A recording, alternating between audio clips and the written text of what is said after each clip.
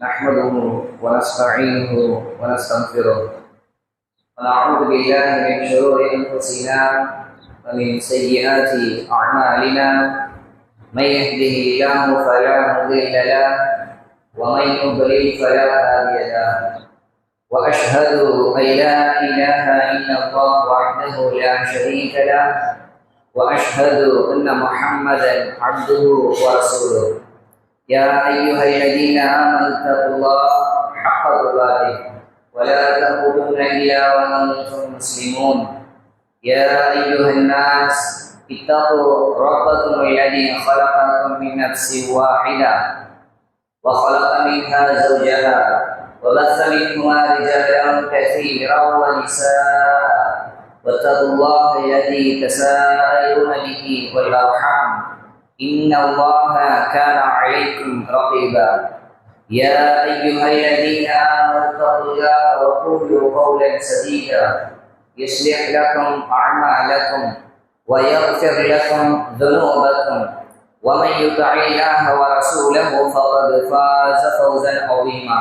أما بعد، اللهم صل على محمد وعلى آل محمد كما صليت على إبراهيم وعلى آل إبراهيم إنك حميد مجيد. اللهم بارك على محمد وعلى آل محمد كما باركت على إبراهيم وعلى آل إبراهيم إنك حميد مجيد. அன்பார்ந்த அல்லாஹ்வின் நல்லடியார்களே, அல்லாஹ் தஆலா இந்த நல்ல நாளில் இந்த நல்ல நேரத்தில் அவனுடைய வீட்டில் நம்மை ஒன்று கூட்டியதற்காக எந்த அளவிற்கு அவனை புகழ்ந்தால் அவன் பொருந்திக் கொள்வானோ அந்த அளவிற்கு அவனை புகழ்ந்தவனாகவும், மேலும் இதே போல் நாளை மறுமையில் சொர்க்கத்தில் உயர்ந்த சொர்க்கமான ஜன்னத்துல் ஃபிர்தௌஸ் என்ற சொர்க்கத்தில் என்னையும் என்னுடைய குடும்பத்தார்களையும் உங்களையும் உங்களுடைய குடும்பத்தார்களையும் ஒன்று சேர்ப்பானாக என துஆவை செவிமடுக்கக்கூடிய அந்த துஆவிற்கு பதிலளிக்கக்கூடிய ரப்பல் ஆலமீன் இடத்தில் துஆ செய்தவனாகவும், மேலும் அல்லாஹ் தஆலா அவனுடைய நன்மையை ஆதரவு வைத்தவர்களாக அவன் ஏறிய விஷயங்களை செய்து நடப்பதன் மூலமும், அவனுடைய தண்டனைகளை பயந்தவர்களாக அவன் தடுத்த விஷயங்களை விட்டு விலகி வாழ்வதன் மூலமும் அவனை தக்வா செய்ய வேண்டிய முறையில் தக்வா செய்து கொள்ளுமாறு எனக்கும் உங்களுக்கும் உபதேசித்தவனாகவும் இந்த ஜும்ஆ உரையை ஆரம்பம் செய்கின்றேன். இந்த அல்லாஹ்வின் நல்லடியார்களே, ரஹ்மத்துல்லாஹ், அல்லாஹ்வுடைய ரஹ்மத், இந்த வார்த்தையை நாம் அதிகமாக கேட்டிருப்போம். நமக்கு ஒன்றும் புதிதான ஒரு பழக்கப்படாத வார்த்தை இது கிடையாது. அல்லாஹ்வுடைய ரஹ்மத் என்ற வார்த்தையை நாம் அதிகமாக கேட்டிருப்போம். ஆனால் அதை பற்றிய ஒரு விளக்கம் நம்மிடத்தில் இருக்காது. இந்த ரஹ்மத் என்ற வார்த்தை வெறுமனே சிறியதாக சுருக்கி சொல்லிவிட முடியாது. அல்லாஹ்வுடைய இந்த ரஹ்மத் என்ற வார்த்தையை, இந்த ரஹ்மத் என்ற அல்லாஹ்வுடைய பண்பு, அவனுடைய நேசம், அவனுடைய பாசம், அவனுடைய அன்பு, அவனுடைய கருணை, அவனுடைய இரக்கம், அவனுடைய பரிவு, அவனுடைய அந்த அனுதாபம், இது மாதிரி அனைத்து பண்புகளையும் ஒரு சேர உள்ளடக்கிய ஒன்றுதான் இந்த அல்லாஹ்வுடைய ரஹ்மத் என்பது. அல்லாஹ்வுடைய அர் ரஹ்மான் அர் ரஹீம் என்ற இந்த பெயர்களை வெறுமனே அளவற்ற அருளாளன், நிகரற்ற அன்புடையவன் என்று இரண்டு தமிழ் வார்த்தைகளை கொண்டு பூரணப்பட்டுவிட முடியாது. அர் ரஹ்மான் அர் ரஹீம் என்ற இரண்டு அல்லாஹ்வுடைய பண்புகள் பெயர்கள் மிக ஆழமாக விளங்கப்படுத்தப்பட வேண்டிய அளவிற்கு உள்ளத்தை அவனுடைய அல்லாஹ் தஆலா கொண்டிருக்கக்கூடிய அந்த விஷயங்கள் உள்ளே இருக்கு. அந்த அளவிற்கு அல்லாஹ் தஆலாவுடைய ரஹ்மத் என்பது. இந்த ரஹ்மத்தை இன்னொரு விதத்தில் நாம் தெரிந்து கொள்ளலாம்னா, அல்லாஹ்வுடைய தூதர் கூறிய ஒரு ஹதீஸ் என்ன சொன்னார்? அல்லாஹ் தஆலா ஃபஇன்னஹு லா யுத்கிலல் ஜன்னத அஹதன் அமலுஹு, ஒருவரை அவருடைய அமல், அவர் செய்யக்கூடிய நல்ல அமல்கள் அவரை ஒருபோதும் சொர்க்கத்தை நுழைவிக்கார். அறிஞர்களுடைய வார்த்தையில பார்க்கலாம், மார்க்க அறிஞர்கள், முந்தைய அறிஞர்கள் பேசக்கூடிய வார்த்தைகள்ல பார்க்கலாம், தன்னுடைய அமல்களால சொர்க்கம் போவது என்பதை முழுவதுமாக அவங்க நம்பல. ஒரு துளி கூட அவர்களுக்கு நம்பிக்கை இல்லை. எதுல? என்னுடைய அமல்களின் மூலமாக நான் சொர்க்கம் போயிடுவேன் அப்படின்னு அவருடைய பேச்சுகள், அவருடைய கவுல்ல இதை நம்ம பார்க்கலாம். எந்த அறிஞர்களும் அவங்க சொல்லும் போது என்ன நிறைய அமல்கள் செஞ்சிருக்கேன், இந்த அமல்களுக்காக நான் சொர்க்கத்தில் போக ஆதரவு வைக்கிறேன் என்ற வார்த்தையை கூட அவர்களிடத்துல பார்க்க முடியாது. அல்லாஹ் தஆலாவுடைய ரஹ்மத் இருந்தாலே தவிர. அல்லாஹ் என்ன சொன்னாங்க, அவர் ஒரு மனிதர் அவருடைய அமல்களை கொண்டு சொர்க்கம் போக முடியாது. வலா அன்த யா ரசூலல்லாஹ், நாங்க பரவாயில்ல. சஹாபாக்கள் கேட்கிறாங்க, சரி நாங்க பரவாயில்ல, நாங்கள் அமல்கள்ல கம்மியா இருக்கோம் அப்படின்னு நினைச்சிட்டு அவங்க கேட்கிறாங்க, நாங்க பரவாயில்ல. வலா அன்த யா ரசூலல்லாஹ், நீங்களுமா, நீங்க உங்களுடைய அமல்களை வைத்து சொர்க்கம் போக முடியாது. ஏன்னா சகாபாக்கள் பார்த்துருக்காங்க, இரவுகள்ல கால் வீங்க நின்ற இடமெல்லாம் நனையும் அளவிற்கு அழுது தொழுத அல்லாஹ்வுடைய தூதரை அந்த சகாபாக்கள் பார்த்துருக்காங்க. பார்த்த சகாபாக்கள் கேட்கிறாங்க, நாங்க பரவாயில்ல யார சொல்லலாம், நீங்களுமா போக முடியாது. ஒலா அந்த நானும் போக முடியாது. இல்லா ஐய தகம்மதலி அல்லாஹ் மின்ஹு பிரஹ்மா, அல்லாஹு தஆலா அவனுடைய ரஹ்மத்தால் என்னை சூழ்ந்தாலே தவிர, அல்லாஹ் அவனுடைய ரஹ்மத்தால் என்னை சூழ்ந்தாலே தவிர நானும் சொர்க்கம் செல்ல முடியாது என்று அல்லாஹ்வுடைய தூதர் கூறுவதை நம்மால் பார்க்க முடியாது. அப்ப இந்த ரஹ்மத் என்றால் என்ன அப்படின்னா, இமாம் இப்னு ஹஸம் ரஹிமஹுல்லாஹ் அவங்க அல்லாஹ்வுடைய ரஹ்மத்து தொடர்பாக ஒரு 5 விஷயங்களை சொல்றாங்க. அந்த 5 விஷயங்களை சொல்வதுதான் நீங்க நோக்கம், சரிங்களா? ஒரு 5 விஷயங்களை சொல்றாங்க. இது 5 விஷயங்கள் என்னன்னா, அல்லாஹ்வுடைய ரஹ்மத் என்பது நாம் பிறந்ததிலிருந்து நாம் மரணிக்கும் வரை ஒட்டுமொத்த வாழ்க்கையும் அல்லாஹ்வுடைய ரஹ்மத் மட்டுமே. நமக்கு நம்முடைய பெற்றோர்கள், என்னுடைய உறவினர்கள், என்னுடைய அண்ணன் தம்பி, என்னுடைய நட்பு, என்னுடைய சமூகம் என்றெல்லாம் நம்முடைய வாழ்க்கைக்கு நமக்கு உறுதுணையாக இருந்திருக்கலாம். என்னுடைய வாழ்க்கையை நான் முழுமையாக வாழ்ந்து முடிப்பதற்கு இந்த மாதிரி விஷயங்கள் எல்லாம் எனக்கு உறுதுணையாக இருந்திருக்கலாம். ஆனால் யதார்த்தத்தில் உண்மையாக சிந்தித்து பார்த்தால் அல்லாஹ் தஆலா தனி ஒருவனாக நமக்கு எல்லாத்தையும் செய்து தந்திருப்பான். உண்மையாக யோசிக்கும் போது அல்லாஹ் தஆலா தனி ஒருவனாக இது அனைத்தையும் நமக்கு தந்திருப்பதை பார்க்க முடியும். தாயுடைய வயிற்றிலிருந்து ஒரு குழந்தை வெளியே வந்ததிலிருந்து, இன்ஷா அல்லாஹ் இதை ஒரு தனி தலைப்பா நம்ம பேசணும். இன்ஷா அல்லாஹ் நான் நினைச்சிருக்கேன். இன்ஷா அல்லாஹ் அல்லாஹ் தஆலா ஒரு தாயுடைய வயிற்றில் அந்த குழந்தையை விந்து துளியாக உள்ளே சென்ற அந்த விந்து துளியை ஒரு குழந்தையாக மாற்றி வெளியே கொண்டு வர வரைக்கும் அல்லாஹ் தஆலா நிறைய பேசியிருக்கான் வசனங்கள். அதை பத்தி நம்ம பார்க்கலாம் இன்ஷா அல்லாஹ். அப்ப அந்த விஷயத்திலிருந்து, ஒரு தாயுடைய வயிற்றிலிருந்து குழந்தையை வெளிப்படுத்தியதிலிருந்து அது மரணிக்கும் வரை மலக்குல் மௌத்தை கொண்டு அல்லாஹ் தஆலா நம்முடைய உயிரை கைப்பற்றுவது மிகப்பெரிய ஞானம். மலக்குல் மௌத்தை கொண்டு அது ஒரு மிகப்பெரிய ரஹ்மத். அல்லாஹ் தஆலா நம்முடைய உயிரை கைப்பற்றுவது என்பது ஒரு மிகப்பெரிய ரஹ்மத். ஏன் இந்த ஒரு விஷயம் என்பது ஒரு முஃமினுக்கு அந்த மலக்குல் மௌத் வருவது, ஒருவேளை கெட்ட மனிதராக இருந்தால் அந்த மலக்குல் மௌத்துடைய வருகை எப்படி இருக்கும், அவர் கொண்டு வரக்கூடிய கஃபன் எப்படி இருக்கும், அவருடைய முகம் எப்படி இருக்கும், அந்த நேரத்தில் அந்த மனிதனுடைய நிலைமை என்பதெல்லாம் ஒரு முஃமினுக்கு மறுமையுடைய சிந்தனை நல்ல முறையில் கொடுக்கும். இந்த ஒரு விஷயம் என்பதை அல்லாஹ் தஆலா மலக்குல் மௌத்தின் மூலமாக நம்முடைய உயிரை கைப்பற்றுவது என்பதே அல்லாஹ்வுடைய மிகப்பெரிய ரஹ்மத். இது மாதிரி அல்லாஹ்வுடைய ஒட்டுமொத்த வாழ்க்கையும் ரஹ்மத்தின் அடிப்படையில் அவனுடைய ரஹ்மத்துக்கு கீழே தான் அமைஞ்சது, சரிங்களா?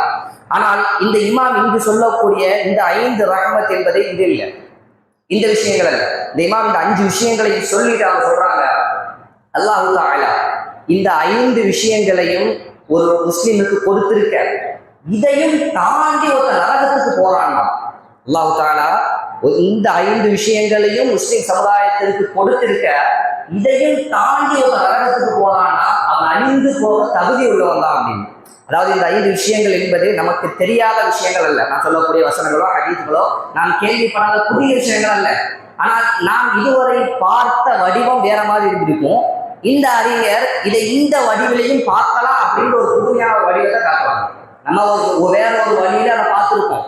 இதை இந்த மாதிரி சிந்திச்சோம்னா இப்படி ஒண்ணு இருக்கா என்று யோசிக்கக்கூடிய அளவில் இந்த 5 விஷயங்களை சொல்லியிருப்பாங்க. இந்த 5 விஷயங்களை அல்லாஹ் தஆலா கொடுத்திருக்க, இதிலும் மொத்த வழி கெட்டு நாசமா போய் நரகத்துக்கு போறானா, நரகத்துக்கு போக தகுதி உடையவன் தான், அழிந்து போனவன் என்று அந்த அறிஞர் கூறுவதை நம்ம பார்க்க முடியும். அடுத்தது அந்த விஷயத்துக்கு வந்துடலாம். அதாவது அந்த 5 விஷயங்கள் அந்த இமாம் குறிப்பிட்டு காட்டக்கூடிய அந்த 5 விஷயங்கள் என்னன்னா, முதலாவதாக அல்லாஹ் தஆலா சொல்லக்கூடிய ஒன்று, நம்மிடத்தில் பெரும் பாவங்கள் எதுவும் இல்லை என்றால், அதாவது பெரும் பாவங்கள் நான் முதல்ல தெரிஞ்சுக்கணும். குர்ஆன் ஹதீஸ்ல வரக்கூடிய அந்த 7 விஷயங்கள் சொல்லுவாங்களே, அது மட்டுமல்ல பெரும் பாவங்கள். அது அக்பருல் கபாயிர். கபாயிர் என்றால் பெரும்பாவம், அக்பருல் கபாயிர் என்றால் பெரும்பாவங்களில் மிக மோசமானது. பெரும்பாவங்களில் மிக பெரியதுதான் அந்த 7 பாவங்கள். பெரும்பாவங்கள் என்பது நிறைய இருக்கு. பெரும்பாவங்கள் என்பது இன்னும் நிறைய இருக்கு. குர்ஆன் ஹதீஸ்ல எதெல்லாம் நரகத்தை பெற்று தரும், அல்லது சொர்க்கத்தில் நுழைய முடியாது, சொர்க்கத்தில் வாடியை கூட நீங்கள் நுழைய முடியாது, அல்லாஹ்வுடைய வேதனை, அல்லாஹ்வுடைய கோபம், அல்லாஹ்வுடைய லஅனத், இதெல்லாம் உங்களுக்கு வரும் என்று எந்தெந்த பாவங்கள் எல்லாம் சுட்டி காட்டப்படுமோ அதெல்லாம் பெரும்பாவங்களாக அறிஞர்கள் அடையாளப்படுத்துறாங்க. பெரும்பாவங்கள் என்பது அந்த 7 விஷயம் மட்டும் கிடையாது. இது போல இப்னு அப்பாஸ் ரலியல்லாஹு அன்ஹு வந்து பெரும்பாவம் என்பது கிட்டத்தட்ட ஒரு 70க்கும் மேற்பட்ட பெரும்பாவங்கள் இருப்பதாக அடையாளப்படுத்துறாங்க. அறிஞர்களும் நிறைய விஷயங்களை குர்ஆன் ஹதீஸுடைய ஆதாரத்தை கொண்டு அறிஞர்கள் நிறைய விஷயங்களை பெரும்பாவங்கள் என்று அடையாளப்படுத்துறாங்க. இந்த பெரும் பாவங்கள் எல்லாம் நம்மிடத்தில் இல்லை என்றால் ஒரு மனிதர் இந்த பெரும் பாவங்கள் எல்லாம் எதெல்லாம் பெரும்பாவங்களுடைய லிஸ்டுக்குள்ள வரும் என்பதை அறிந்து கொண்டு இதை மட்டும் ஒருவர் தவிர்ந்து வாழ்ந்தாலே ஆனால் அவருடைய சிறுபாவங்கள் எல்லாம் மன்னிக்கப்படுகிறது. அல்லாஹ்வுடைய மிகப்பெரிய ஒரு ரஹ்மத். ஏன் இது மிகப்பெரிய இந்த 5 விஷயமுமே ஏன் மிகப்பெரிய ரஹ்மத்துன்னு சொல்லப்படுது அப்படின்னா, இது அல்லாஹ் தஆலா செய்ய வேண்டிய தேவையே கிடையாது. இப்படி ஒரு விஷயத்தை பெரும்பாவங்கள் நீ செய்றியா, செஞ்சுட்டு போ.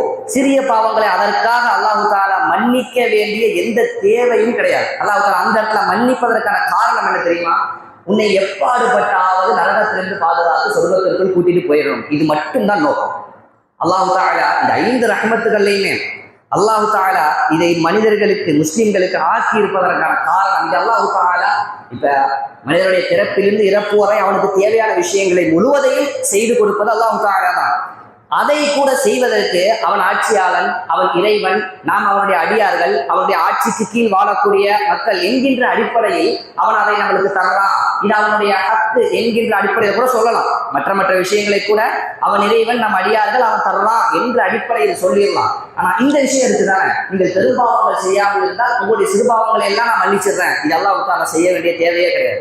தாராளமாக அல்லாஹ் தஆலா அதற்கு பாவங்கள் நீ தௌபா செஞ்சா மன்னிப்பேன் கூட சொல்லலாம். அது கூட இல்லை. அல்லாஹ் தஆலா சொல்லக்கூடிய அல்லாஹ்வுடைய தூதர் சொல்லக்கூடிய ஹதீஸ் பாருங்க, அஸ்ஸலவாத்துல் ஹம்ஸ் 5 நேர தொழுகை, வல் ஜும்ஆத்து இலல் ஜும்ஆ ஒரு ஜும்ஆவுக்கும் அடுத்த ஜும்ஆவுக்கும் இடைப்பட்ட அந்த நாட்கள், ஒரு ரமதான் இலா ரமதான் ஒரு ரமதானுக்கும் இன்னொரு ரமதானுக்கும் இடைப்பட்ட நாட்கள், கஃபாரத்துல் லிமா பைனஹுன்ன இதஜ்தனிபத்துல் கபாயிர் பெரும் பாவங்கள் தவிர்க்கப்பட்டால் இந்த விஷயங்கள் எல்லாம் அந்த கேப்ல இருக்கக்கூடிய சிறு பாவங்கள் எல்லாம் மன்னிக்கப்படும். லொவர்ல இருந்து அசருக்கு நடுவுல எந்த பெரும் பாவமும் இல்லையா, நீ சிறுபாவங்கள் எது செய்திருந்தாலும் மன்னிக்கப்படும். இது அல்லாஹ்வுடைய மிகப்பெரிய ரஹ்மத். இது அல்லாஹ் தஆலா செய்ய வேண்டிய தேவையே கிடையாது. இது அல்லாஹ் தஆலா நமக்காக செய்வதற்கான காரணம், உன்னை எப்படியாவது உன்னை எல்லா பாவங்களையும் மன்னிச்சு உன்னை நரகத்தில் இருந்து பாதுகாத்து சொர்க்கத்துக்கு கூட்டிட்டு போயிடணும். ஏன்? அல்லாஹ்வை நாம் ஈமான் கொண்டிருக்கோம் என்பதற்காக. யாரா நீ மட்டும்தான் வணங்க தகுதியானவன், உன்னை தவிர வணக்கத்திற்குரியவன் வேறு யாரும் இல்லை என்பதை நாம் உள்ளத்தில் சுமந்திருக்கின்ற ஒரே காரணத்திற்காக அல்லாஹ் தஆலா நமக்கு தரக்கூடிய விஷயம் என்னது? 2 தொழுகை தொழுதாச்சா, பெரும் பாவங்கள் எதுவும் இல்லையா, உனக்கு எல்லா சிறுபாவங்களும் மன்னிக்கப்பட்டுச்சு. 2 ரமதான் அப்படிதான், 2 ஜும்ஆ அப்படிதான், எல்லா சிறுபாவங்களையும் மன்னிப்பதாக அல்லாஹ் தஆலா கூறுகின்றான். இது அல்லாஹ்வுடைய மிகப்பெரிய ரஹ்மத். 1. இரண்டாவதாக, அதாவது பெரும் பாவம் செய்துவிட்டு ஒருவர் தௌபா செய்துவிட்டால் அவருக்கு மன்னிப்பு உண்டு. பெரும்பாவம் செய்துவிட்டு ஒருவர் தௌபா செய்துவிட்டால் மன்னிப்பு உண்டு. அல்லாஹ் தஆலா கூறுகின்றான், வமா கான அல்லாஹு லியுஅஸிபஹும் வ அன்த ஃபீஹிம். சுப்ஹானல்லாஹ். அல்லாஹ்வுடைய தூதரை அல்லாஹ் தஆலா குறிப்பிட்டு காட்டினார். அல்லாஹ்வுடைய தூதரை சிறப்பை விளங்காதவர்கள் விளங்கிக் கொள்ளுங்கள். அந்த தூதருடைய கண்ணியத்தை மதிப்பை முழுமையாக புரிந்து கொள்ளாதவர்கள் புரிந்து கொள்ளுங்கள். வமா கான அல்லாஹு லியுஅஸிபஹும் வ அன்த ஃபீஹிம். நபியே, அவர்களை அல்லாஹ் தஆலா ஒருபோதும் வேதனைப்படுத்த மாட்டான். முஸ்லிம் சமுதாயத்தை அல்லாஹ் தஆலா ஒருபோதும் வேதனைப்படுத்த மாட்டான். வ அன்த ஃபீஹிம், நீர் அவர்களுக்கு மத்தியில் இருக்கும் வரை. நபி ஸல்லல்லாஹு அலைஹி வஸல்லம் அவர்கள் இந்த உம்மத்திற்கு அவர்கள் இருந்து கொண்டிருக்கின்றார்கள் என்ற காரணத்திற்காக மட்டும் அவர்கள் என்ன பாவத்தையும் வேண்டாம் செஞ்சுட்டு போகட்டும், அல்லாஹ் தஆலா அவர்களை வேதனைப்படுத்த மாட்டான் என்று அல்லாஹ் தஆலா வசனத்தில் கூறுகின்றான். அடுத்தது அல்லாஹ் தஆலா கூறும்போது வமா கான அல்லாஹு முஅஸிபஹும் வ ஹும் யஸ்தக்ஃபிரூன். அடுத்தது அல்லாஹ் தஆலா சொல்லும்போது அல்லாஹ் ஒருத்தர் மதம் நினைச்சிட்டாங்களா, அதுக்காக நம்மளை வேதனைப்படுத்திடுவாங்க அல்லாஹ் தஆலா சொல்லுங்க. அடுத்து சொல்லும்போது அவர்கள் பாவ மன்னிப்பு தேடிக்கொண்டிருக்கும் காலமெல்லாம் அவர்களை நாம் மன்னிக்க மாட்டோம். அவர்கள் பாவ மன்னிப்பு தேடிக்கொண்டிருக்கும் காலமெல்லாம் அவர்களை நாம் அதாவது அவர்களை நாம் அழிக்க மாட்டோம் என்றும் அவர்களை வேதனைப்படுத்த மாட்டோம் என்றும் அல்லாஹ் தஆலா சொல்கின்றார். இந்த வசனத்தை வைத்து அறிஞர்கள் என்ன சொல்றாங்கன்னா, நீங்கள் பாவ மன்னிப்பு தேடினால் அவருடைய பாவத்தை நிச்சயமாக அல்லாஹ் தஆலா மன்னிப்பான். பாவ மன்னிப்பு தேடினால், என்னால் செய்த பாவங்களை நினைவு கூர்ந்து அந்த பாவங்களை அல்லாஹ்விடத்தில் முன்வைத்து என்னால் அந்த பாவங்களுக்கு மன்னிப்பு தேட முடியும் என்றால், தௌபா செய்ய முடியும் என்றால் நிச்சயமாக அல்லாஹ் தஆலா அந்த தௌபாவை ஏற்று அவரை மன்னிப்பான், அவரை வேதனைப்படுத்த மாட்டான் என்று சொல்லிட்டு, ஏன் அல்லாஹ் தஆலா தௌபா செய்தால் கண்டிப்பாக அதை ஏற்பான், அதை மன்னிக்க மாட்டான் என்று சொல்வதற்கான காரணம், அவருக்கு தௌபா செய்யக்கூடிய ஒரு இல்ஹாமை அல்லாஹ் தஆலா ஏற்படுத்தி இருப்பதை அவரை மன்னிப்பதற்காகத்தான். அவருக்கு நான் செஞ்ச பாவங்களுக்கு மன்னிப்பு கேட்கணும், நான் செஞ்ச பாவங்களுக்கு தௌபா செய்யணும், அதுல இருந்து நான் மீண்டு வரணும் என்கின்ற ஒரு எண்ணத்தை அல்லாஹ் தஆலா அவருக்கு ஏற்படுத்துவதே அவரை பாவங்கள்ல இருந்து பாதுகாத்து அவரை மன்னிப்பதற்காகத்தான் என்று அறிஞர்கள் கூறுகிறார்கள். அப்ப நாம் பாவ மன்னிப்பு தேடுகிறோம் என்றால், நாம் எவ்வளவு பாவம் செய்திருந்தாலும் பாவ மன்னிப்பு தேடும் காலமெல்லாம் அல்லாஹ் தஆலா பாவங்களை மன்னிப்பதாக, மன்னித்துக் கொண்டே இருப்பதாக, பாவ மன்னிப்பு தேடும் காலமெல்லாம் பாவமன்னிப்புகளை மன்னித்துக் கொண்டிருப்பதே எது வரைக்கும் நமக்கு அந்த டைம் உண்டு பாவ மன்னிப்பு கேட்பதற்கு அல்லாஹ்வுடைய தூதர் கூறும்போது இல்லாஹ் யக்புலு தௌபத்தல் ஆபிதி மாலம் யுகர்கு அந்த அந்த உயிர் தொண்டைக்குள்ளே அடைகின்ற நேரம் நான் முடிஞ்சிருச்சு இதுதான் எனக்கு கடைசி செகண்ட்னு தெரியக்கூடிய அந்த நேரம் வரை ஒரு அடியானுக்கு அவருடைய பாவங்களிலிருந்து விடுபட்டு அல்லாஹ்விடத்தில் மன்னிப்பு கேட்பதற்கு நேரம் உண்டு. அந்த நேரம் வரை கேட்கப்படக்கூடிய தௌபாவிற்கு அல்லாஹு தஆலா பதிலளிக்கின்றான், அந்த பாவங்களை மன்னிக்கின்றான் என்பதை இரண்டாவது விஷயமாக குறி காட்டுகின்றார்கள். மூணாவது, தௌபா இல்லை ஒருவர் செய்த பாவங்களுக்கு தௌபா செய்யலை, ஆனால் நாளை மறுமை அல்லாஹு தஆலா அந்த மீசான்ல நன்மை தீமையை போட்டு பார்ப்பானா இல்லையா, அதுல நன்மை கணத்தால் சொர்க்கம், நன்மை கணத்தால் தீமை கீழே போயிடுச்சு, நன்மை கணத்துருச்சு அப்படின்னா சொர்க்கம். இரண்டும் சம அளவில் இருக்கிறது, இரண்டும் சம அளவில் இருக்கு. இப்ப இவங்களுக்கு என்ன நிலைமை அப்படின்னா அல்லாஹ் தஆலா அவர்களை தனி ஒரு பட்டியலாக குர்ஆனில் சொல்றான், அஅராஃப் வாசிகள் என்று.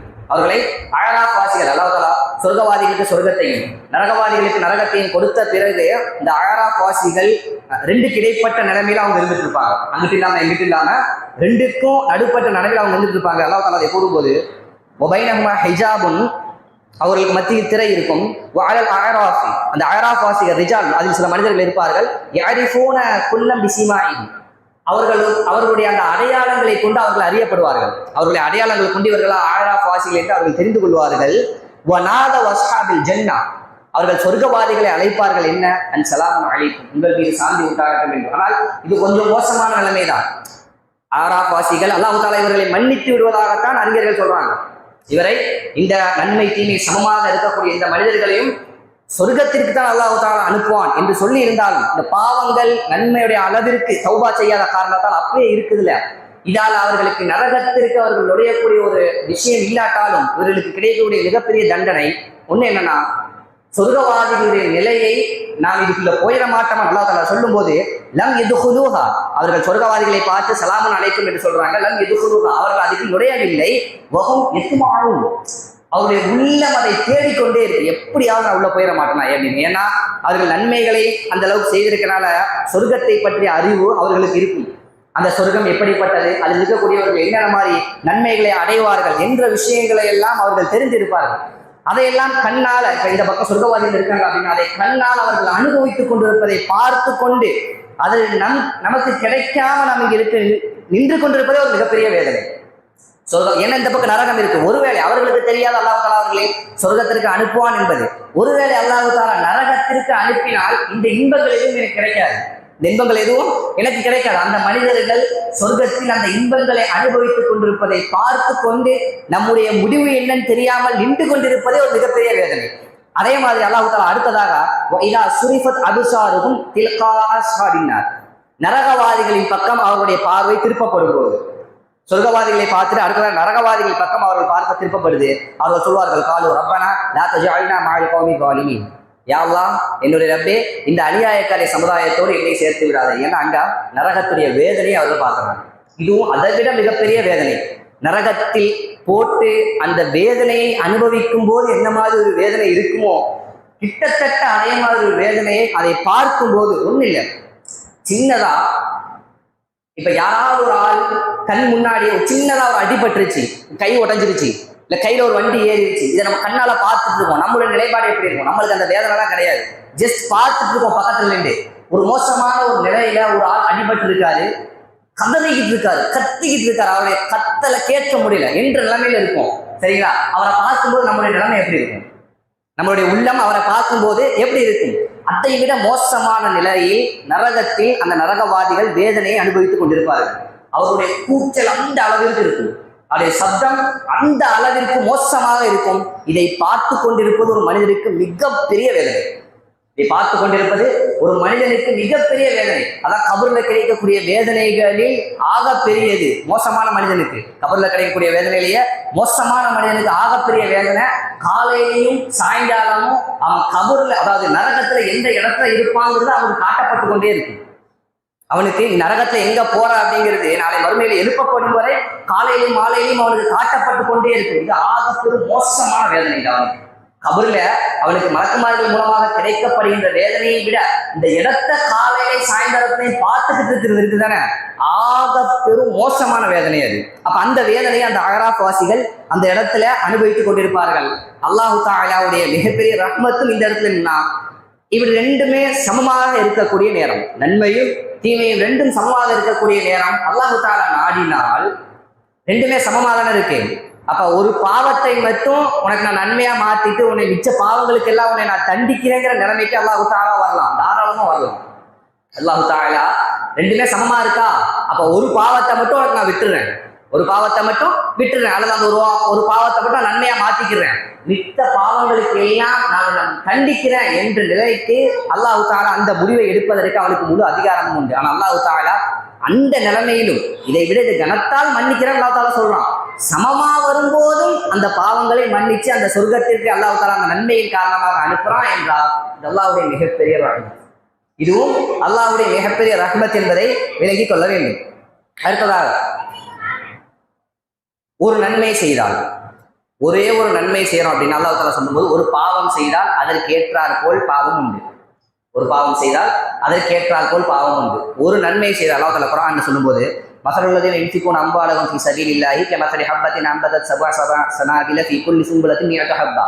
அதாவது ஒருவர் அல்லாஹ்வுடைய பாதையில் ஒரு ரூபாயை செலவு பண்றாருன்னு, உதாரணத்துக்கு ஒரு ரூபாயை அல்லாஹ்வுடைய பாதையில் செலவு செய்கின்றார் என்றால் அதற்கான நன்மையை அல்லாஹ் தஆலா எப்படி தர்றான்னா, ஒரு விதை, பூமியில போடப்பட்ட ஒரு விதை, அது 7 கதிர்களை முளைப்பிக்கிறது, அது 7 கதிர்களை முளைப்பிக்குது. ஒவ்வொரு கதிர்லையும் 100 தானியங்கள் இருக்கு. அதாவது ஒரு ரூபாயை நான் பூமியில போட்டு விளைவிக்கிறேன் அப்படின்னா அந்த ஒரு ரூபாயிலிருந்து 7 ரூபா வெளியே வருது. ஒவ்வொரு ஒரு ரூபாயிலையும் 100 ரூபாய்கள் முளைக்குது அப்படின்னா அது எத்தனை ரூபாயா நம்மளுக்கு கிடைக்கும்? 700 ரூபாயா கிடைக்கும். அந்த ஒரு ரூபாய் 700 ரூபாயாக கிடைக்கும். அல்லாஹ் தஆலா இன்னும் சொல்லும் போது அல்லாஹ் தஆலா ஒரு நன்மைக்கு 10லிருந்து 1000 நன்மைகள் வரை எழுதுகிறான். ஒரு நன்மைக்கு 10லிருந்து 1000 நன்மைகள் வரை எழுதுகின்றான். அல்லாஹ் தஆலா எப்படி தீமைக்கு ஒரு தீமையா, ஒரே ஒரு தீமை தான், ஒன்று செய்தியா ஒரே ஒரு தான், அதே மாதிரி அல்லாஹ் தஆலா நன்மையையும் ஆக்கி இருக்கலாம். என்ன ஒரு காரணத்திற்காக அல்லாஹ் தஆலா ஒரு நன்மைக்கு 1லிருந்து 1000 மடங்கு தரணும்? எந்த நோக்கமா கிடையாது, எந்த தேவையுமே கிடையாது. நீ ஒண்ணுதானே செஞ்ச, நான் ஒண்ணுதான் தருவேன். தீமை நீ எவ்வளவு செஞ்சிருக்க? 1. நான் எவ்வளவு தீமை தந்தேன்? 1. நன்மை நீ ஒண்ணுதானே செய்யற, நான் ஒண்ணு தந்திருக்கேன். இது என்ன தப்பு? அல்லாஹ் தஆலா தாராளமாக சொல்லி இருக்க முடியும். ஆனால் ஒரு நன்மையை செய்தால் 1000 மடங்கு வரை நன்மையை தரலாம் அப்படின்னு அல்லாஹ் தஆலா சொல்வதற்கான காரணம் நான் ஆரம்பத்தில் சொன்னதுதான். எப்படியாவது அவனை சொர்க்கத்துக்கு கொண்டு போயிடும். இது அல்லாஹ்வுடைய மிகப்பெரிய ஆசை. சொல்லப்போம் இந்த முஸ்லிம்களை தண்டிக்கணுங்கிறது அல்லாஹ்வுடைய விருப்பமே கிடையாது. அல்லாஹ்வை லா இலாஹா இல்லல்லாஹ் முஹம்மதுர் ரசூலுல்லாஹ் என்ற கலிமாவை சொல்லி அதன்படி வாழ்ந்த ஒரு மனிதனை அவன்கிட்ட பாவங்கள் இருந்தாலும் அவனை தண்டிப்பது என்பது அல்லாஹ்வுடைய விருப்பமே கிடையாது. அல்லாஹ் தஆலா அதை எப்படியாவது தவிர்க்கணும் தான் பார்க்குறான். அதற்காக தான் இவ்வளோ விஷயங்கள். நீ ஒரு நன்மை செய்யறியா, அதற்கு அவ்வளோ நன்மை நான் தரேன். நீ பாவம் செஞ்சிட்டியா, பாவம் செஞ்சிட்டியா எல்லாம் மன்னிச்சிருன்னு ஒரு வார்த்தை கேளு. மனிதர்கள்ட்ட இது நடக்குமா? யோசிச்சு பாருங்க. ஒருத்தனுக்கு ஒரு அநியாயத்தை செஞ்சுட்டு மன்னிச்சிருங்க பாய் அப்படின்னா போதுமா? அவனுக்கு அது போதும்னு நினைக்கிறீங்களா? பத்தாது. வெறுமனே ஒரு வார்த்தை அவன் இடத்துல போய் மன்னிச்சிருங்க பாய் சொன்னா, மன்னிப்பு கேட்டீங்களா நீங்க, அதுக்கு மேல வேற என்ன வேணும் யார் நினைப்பா? ரொம்ப கஷ்டம் அந்த மாதிரி ஒரு ஆளை பார்க்கறது. அல்லாஹ் தஆலா என்ன சொல்றான்? நீ எனக்கு அநியாயம் செஞ்சிட்டியா, நீ ஷிர்கே செஞ்சிட்டியா, மன்னிச்சிருன்னு ஒரு வார்த்தை உள்ளத்துல இருந்து அவ்வளவுதான். அல்லாஹ்வுக்கு அவ்வளவுதான் வேணும் மன்னிக்கிறது. இந்த அளவுக்கு அல்லாஹ் தஆலா இறங்கி வந்து நன்மைகளை அள்ளித்தரேன், பாவங்களை நான் மன்னிக்கிறேன், ஒரு வார்த்தை கேளு, நன்மைகள் செய்ய நான் பாவங்களை மன்னிக்கிறேன், இவ்வளவையும் அல்லாஹ் தஆலா இறங்கி வந்து சொல்வதற்கான காரணம் எப்படியாவது சொர்க்கத்துக்கு வந்து, எப்படியாவது உன்னை நரகத்திலிருந்து பாதுகாத்து சொர்க்கத்துக்கு வந்து என்ற ஒரு காரணத்திற்காகத்தான் அல்லாஹ் தஆலா இவ்வளவு விஷயங்கள் சொல்வது என்பதை நம்மால் பார்க்க முடியுது. இறுதியாக அதாவது அல்லாஹ் தஆலா இந்த நன்மைகளை பல மடங்காக தருவதற்கான இன்னொரு உதாரணம் என்ன? இந்த லைலத்துல் கத்ருடைய இரவு, அந்த ஒரு இரவில் அந்த ஒரு நாளை ஒருவர் அடைந்து கொண்டால் 1000 மாதங்களுடைய நன்மையை பெற்றுக்கொள்ளலாம். அந்த ஒரு நாளில் நீ என்ன நன்மைகள் செய்திருந்தாலும் அந்த ஒரு நாளுடைய நன்மையை 1000 மாதங்கள் நீ செய்ததற்குரிய நன்மையாக நீ பெற்றுக்கொள்ளலாம் என்று அல்லாஹ் தஆலா இது போன்ற விஷயங்களை எல்லாம் அல்லாஹ் தஆலா நமக்கு செய்து தருவதற்கான காரணம் நம்மை நரகத்திலிருந்து பாதுகாத்து சொர்க்கத்தின் பக்கம் எடுத்துக்கொண்டு போக வேண்டும் என்ற ஒரே நோக்கம்தான் என்பதை விளங்கிக் கொள்ள வேண்டும். அல்லாஹ் தஆலா அவனுடைய ரஹ்மத்தை சரியாக விளங்கிக் கொண்டு அவனுடைய வழியில் வாழ்ந்து மரணிக்கக்கூடிய மக்களாக அல்லாஹ் தஆலா நம் அனைவரையும் ஆக்குவானாக.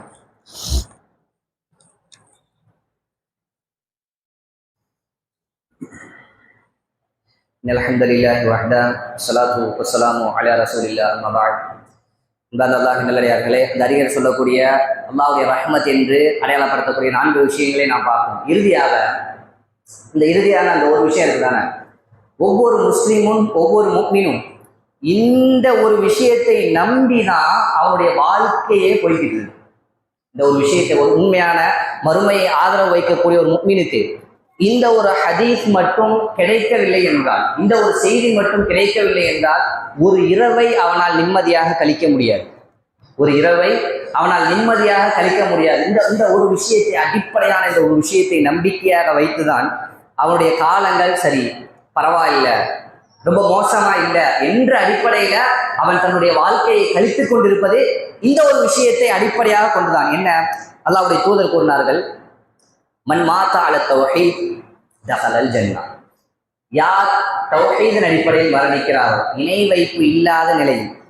வைப்பு மட்டும் இல்லாத நிலையில் யார் ஒருவர் மரணிக்கிறாரோ தஹலல் ஜன்னா. இந்த ஒரு நம்பிக்கையில தான் நல்ல முறையில ஓரளவுக்கு அமல் செய்யக்கூடிய ஒரு முஃமினாக இருந்தாலும் சரி, வெறுமனே பெயரளவில் நானும் முஸ்லிம் தான் என்று சொல்லிக்கொண்டு வாழ்ந்து கொண்டிருக்கக்கூடிய மனிதனாக இருந்தாலும் சரி, இந்த ஒரு அடிப்படை நம்பிக்கையிலையும் ஆசையிலும் தான் அவருடைய காலம் கழிந்து கொண்டிருப்பது. ஏன் நான் எப்படியும் சொர்க்கம் போயிடுவேன், ஏன் இணை வைப்பு இல்லை, அதனால நான் எப்படியும் சொர்க்கம் போயிடுவேன் என்ற ஒரு நம்பிக்கையில் தான். இது ஒண்ணு மட்டும் இல்லை என்றால் நம்முடைய நிலைமை யோசிச்சு பாருங்க. இணை வைப்பு இல்லாமல் இருந்தால் சொர்க்கம் என்ற வார்த்தை நமக்கு கொடுக்கப்படலைன்னா நம்முடைய பாவங்களுடைய நிலைமை என்ன? அதுக்கு தௌபா ஏற்கப்பட்டுச்சா? அதுக்குடைய தண்டனைகள் என்ன? எவ்வளவு விஷயங்கள் இருக்கு. சகாபாக்கள் கேட்கிறாங்க இதை சொல்ல உடனே, அவர் ஜினா விபச்சாரம் செய்தாலுமா, அவர் திருடினாலுமா, அவர் விபச்சாரம் செய்தாலும் சரி, அவர் திருடினாலும் சரி, அவரிடத்தில் கலிமத்து தௌஹீது சரியாக இருந்தது என்றால், இணை வைப்பு மட்டும் இல்லை என்றால் அவர் சொர்க்கம் நுழைவார் என்று அல்லாஹ்வுடைய தூதர் கூறினார்கள். இந்த ஒரு அடிப்படையை கொண்டுதான் ஒவ்வொரு முஃமினும் தன்னுடைய வாழ்க்கையை நடத்திட்டு இருக்கிறது. இது கொஞ்சம் மாற்றமா யோசிச்சு பாருங்க. அல்லாஹ் தஆலா எதற்காக இப்படி சொல்லி இருக்கணும்? நீங்கள் கலிமத்து தௌஹீத் லா இலாஹ இல்லல்லாஹ் மட்டும் சரியாக இருந்த நிலையில் பாவங்கள் எவ்வளவோடு வந்தாலும் அதை நான் மன்னிக்கின்றேன் என்பதற்கு பகரமாக நீங்க நன்மைகளோடு வருவீங்களா? உங்கள்கிட்ட அதாவது அல்லாஹ் தஆலா நன்மைக்கெல்லாம் உங்களுடைய பாவங்களை எல்லாம் மன்னித்து சொர்க்கத்திற்கு அனுப்புவதாக கூறுகின்றார். அதற்கு பகரமாக உங்கள்கிட்ட எவ்வளவு நன்மைகள் இருக்கோ அந்த நன்மைக்கெல்லாம் நான் சொர்க்கத்தை தந்துட்டு அதுக்கப்புறமா நிரந்தரமா நரகத்துல விட்டுறேன்னு ஒரு வார்த்தை அல்லாஹ் தஆலா சொல்லி இருந்தால் நம்மளுடைய நிலைமை என்ன?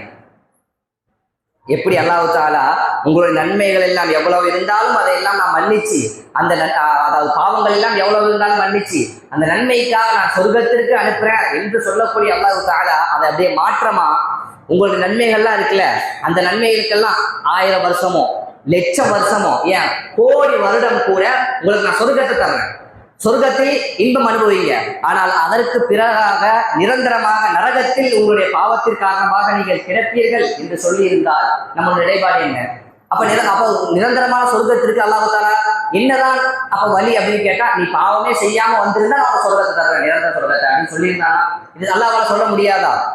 நீ ஒரு பாவம் கூட செய்யாமல் வந்தால்தான் உனக்கு நான் நிரந்தரமான சொர்க்கத்தை தருவேன் என்று அல்லாஹ்வால சொல்ல முடியாதா? தாராளமா சொல்ல முடியும். அவனுடைய ஆட்சி, அவனுடைய உடல், அவனுடைய உயிர், அவனுடைய பொருளாதாரம் எல்லாம் அவனுடைய, அவன் தெரிந்து ஒட்டு மொத்தமாக வாங்கி கொண்டு வந்து வச்சுட்டு நீ எனக்கு நான் செய்யக்கூடாது என்று சொன்ன ஒரு விஷயத்தை நீ செஞ்சுட்டு வந்துட்டா நான் எதுக்கு உனக்கு சொர்க்கத்தை தரணும்னு தாராளமா அல்லாஹ் தஆலா கேட்கலாம். எல்லாமே அவனுடையது, ஒட்டு மொத்தமாக அவனுடையது, வாழக்கூடிய பூமி முதற்கண்டு அவனுடையது. இது எல்லாத்தையும் அவனிடத்திலிருந்து வாங்கிட்டு வந்துட்டு நான் செய்யக்கூடாதுன்னு சொன்ன விஷயத்தை நீ செய்துட்டு வந்திருக்கல, அப்புறம் ஏன் அவனுக்கு சொர்க்கத்தை தரணும் அல்லாஹ் தஆலா கேட்டிருக்க முடியும்? அவனுக்கு அதற்கு அனுமதி உண்டு, அவனுக்கு அதற்கு அதிகாரம் உண்டு. ஆனால் அதையெல்லாம் தாண்டி அல்லாஹ் தஆலா பாவங்களை எல்லாம் மன்னித்து அந்த நன்மைக்காக சொர்க்கத்தை தருகின்றேன் என்று கூறுகின்றான். இது அல்லாஹ்வுடைய மிகப்பெரிய ஒரு ரஹ்மத். இந்த மாதிரி பார்த்தோம்னா, அல்லாஹ்வுடைய ரஹ்மத்தை எடுத்து பார்த்தோம்னா, ஒட்டு மொத்தமாக நம்முடைய வாழ்க்கை ஒட்டு மொத்தமும் அவனுடைய ரஹ்மத்தை கொண்டுதான் போய்கொண்டிருக்கிறது என்பதை விளங்க முடியும். இந்த உலகத்திலும் சரி அவனுடைய ரஹ்மத்தின் அந்த அடிப்படையில் தான் நம்முடைய ஒட்டுமொத்த வாழ்க்கையும் போய்கிட்டு இருக்கு. நாளை மறுமையிலும் இதனால அல்லாஹ் கூறுறாங்க, அவனுடைய ரஹ்மத்தை இல்லாம நீங்க உங்களுடைய அமல்களை வச்சுதான் சொர்க்கத்துக்கு போகலாம், யாரும் போக முடியாது. ஏன்னா நம்மளுடைய அமல்கள் சொர்க்கத்தில் இருக்கக்கூடிய ஒரு % இன்பத்திற்கு வராது. நம்முடைய அமல்களை கொஞ்சம் என்னுடைய இண்டிவிஜுவல் அமலை நான் கொஞ்சம் யோசிச்சு பார்க்குறேன். என்னுடைய அமல்கள் இருக்கக்கூடிய இஹ்லாஸுடைய பிரச்சனை என்ன, என்னுடைய அமல்கள் இருக்கக்கூடிய பொதுபோக்குகள் என்ன, என்னுடைய அமல்கள் இருக்கக்கூடிய எந்த அளவுக்கு அல்லாஹ்வுடைய தூதரை கரெக்டான முறையில் பின்பற்றி நான் செய்யறேன், என்னுடைய அமல்களை எந்த அளவுக்கு நான் கடமைகளை நிறைவேற்றுவதில் சரியா இருக்கேன். கொஞ்சம் யோசிச்சு பார்த்தோம்னா எல்லாத்துலயும் ஒரு பங்கு அடிபடும். எல்லாத்துலேயும் நம்முடைய அமல்கள் ஒரு பங்கு அடிபடும். எந்த அளவிற்கு நம்முடைய அமல்கள் அல்லாஹ்விடத்தில் ஏற்றுக்கொள்ளப்பட்டனவா என்ற ஒரு வார்த்தை கூட நம்மளுக்கு கிடையாது. என்னுடைய அமல்கள் அல்லாஹ்விடத்தில் ஏற்றுக்கொள்ளப்பட்டனவா என்ற ஒரு அங்கீகாரம் கூட நம்மளுக்கு கிடையாது. அந்த அளவிற்கு தான் நம்முடைய அமல்கள். இதனால் நம்முடைய அமல்களை வைத்து சொர்க்கம் செல்வது என்பது சாத்தியமற்றது. நீங்கள் காலை முதல் இரவு வரை அமல்கள் செய்யக்கூடிய மனிதராக நீங்கள் இருந்தாலும் சரி, உங்களுடைய அமல்களை வைத்து சொர்க்கம் செல்வது என்பது முடியாதது. அவனுடைய ரஹ்மத்தால் அல்லாஹ் தஆலா சூழ்ந்தாலே தவிர. இந்த அளவிற்கு இது சொல்வதற்கான காரணம், இந்த அளவிற்கு அல்லாஹ் தஆலா அவனுடைய ரஹ்மத்தை நம் மீது பொழிந்து இந்த உலகத்திலும் சரி நாளை மறுமையிலும் சரி நம்மை அப்படியே மாறிக்கொள்வது, உங்களை எப்படியாவது நரகத்திலிருந்து பாதுகாத்து அந்த முஃமின்களுக்காக அல்லாஹ் தஆலா வஇத்தத்தில் முத்தகீன் இறையச்சமுடையவர்களுக்காக அந்த சொர்க்கத்தை நான் சித்தப்படுத்தி வைத்துள்ளேன் என்று சொல்லக்கூடிய அந்த சொர்க்கத்தில் நம்மை கொண்டு போய் சேர்த்துவிட வேண்டும் என்பதற்காகத்தான் என்பதை புரிந்து கொள்ள வேண்டும். ஆகவே என்றால் அல்லாஹ் நல்லடியார்களே, அல்லாஹ்வுடைய இந்த ரஹ்மத்தை எந்த அளவிற்கு இந்த உலகிலும் நாளை மறுமையிலும் எந்த அளவிற்கு ரஹ்மத்தை தர வைத்துள்ளான் என்பதை சிந்திக்கும் போது அவன் மீது உள்ள நேசமும் அவனுக்கு கட்டுப்பட வேண்டும் என்ற ஒரு பண்பு நம்மிடத்தில் உயரும். அந்த பண்புகளை அதிகப்படுத்தக்கூடிய மக்களாக அல்லாஹ் தஆலா நம் அனைவரையும் ஆக்கு அருள் புரிவானாக. அடுத்ததாக INTJ உடைய தலைவரான SM பாக்கர் அவர்களின் உடல் மிக மோசமான நிலையில் மருத்துவமனையில் சேர்க்கப்பட்டிருப்பதாக கேள்விப்பட்டோம். அவர்களுக்காக அதிகமாக துஆ செய்யுங்கள். ஆரம்ப காலத்தில் தௌஹீதிற்காக முன்னால் நின்ற, தௌஹீதை வளர்ச்சிக்காக ஒரு பெரியோர் முயற்சியை செய்த, பெரியோர் உதவியை செய்த நபர்களில் மிக முக்கியமான நபர்கள் அவர்களும் ஒருவர். அந்த அடிப்படையில் அவர்கள் மீண்டும் வர வேண்டும், அவர்களுக்கு அல்லாஹ் தஆலா ஆஃபியத்தை கொடுக்க வேண்டும், அவர்களுக்கு அல்லாஹ் தஆலா உடல் நலத்தை கொடுக்க வேண்டும் என்றும், அவருடைய மறுமை வாழ்க்கையும் அவர்களுக்கு அல்லாஹ் தஆலா அவருடைய பாவங்களை எல்லாம் மன்னிக்க வேண்டும் என்றும் அவர்களுக்காக அதிகமாக துஆ செய்யுங்கள். இன்ஷா அல்லாஹ் பிறருக்காக செய்யக்கூடிய துஆவை அல்லாஹ் தஆலா மலக்குகளின் மூலமாக நமக்கு திருப்புகின்றான் என்பதையும் நம்ம ஹதீஸ்களில் பார்க்க முடிகிறதனால் அந்த மனிதருக்காகவும் அதிகமாக துஆ செய்யக்கூடிய மக்களாக அல்லாஹ் தஆலா நம் அனைவரும் ஆக்குவானாக. கேட்ட விஷயங்களை வாழ்க்கையில் அமல் செய்வதற்கு அல்லாஹ் தஆலா நம் அனைவருக்கும் தௌஃபீக் செய்வானாக. வ ஆகிரு தஅவானா அல்ஹம்துலில்லாஹி ரப்பில் ஆலமீன். அஸ்ஸலாமு அலைக்கும் வ ரஹ்மத்துல்லாஹி வ பரகாத்துஹு.